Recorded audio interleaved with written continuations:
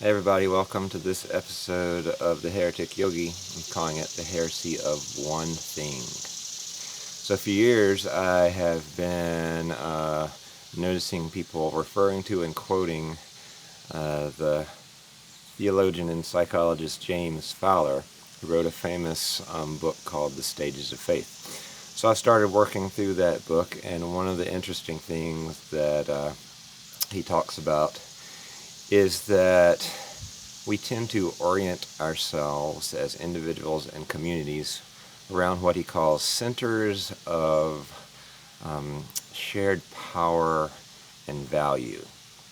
So the things that we think are important, the things that we think that will both empower us in the world and that we lend our energy to.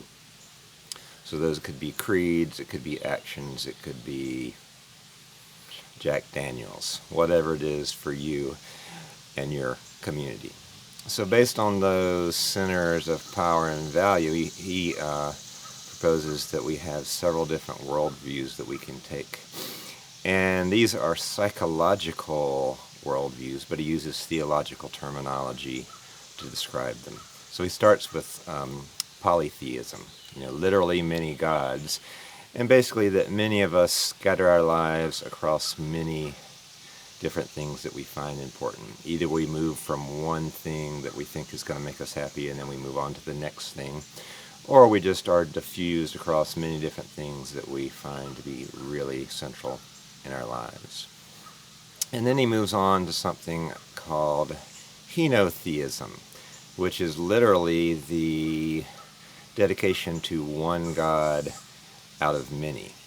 So from a psychological standpoint, it's becoming very immersed in one particular thing.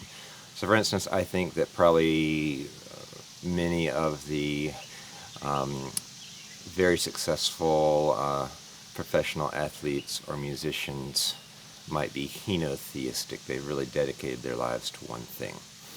A friend of mine who is a retired professor told me once that he thought to be successful in the modern university, you almost have to be a workaholic. So that would be another example of henotheism, dedicating yourself to a particular career.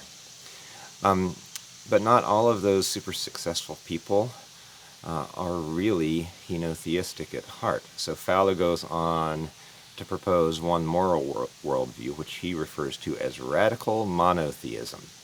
And it is basically dedicating yourself, finding your power and value in something, one thing, which underlies all the other potential centers of power. So someone may run a very successful business and be henotheistic because they're just focused on the success of that business and they get their self-identity from that. Or they could be a radical monotheist in that that business is just, and its success is just an outgrowth of what they think is more important that underlies the actual practices that they're doing. So Fowler implies that we are on a journey to try to reach radical monotheism, trying to find the one thing that underlies all of the other things and that we can dedicate ourselves to, so it will become our center of power and value. So I have lots of good ideas, or I think they're good, lots of good ideas about what that one thing might be. But really, I think that people have to find that one thing for themselves. So if you find it, probably you keep losing it, misplacing again, having to look again. So our goal is to find it and hold on to it. So if you haven't been looking, I'll encourage you to start looking for that one thing. If you've forgotten that one thing and left it in the back of a closet somewhere, I'd encourage you to unearth it and start drawing on its power again. Have a great day. Peace.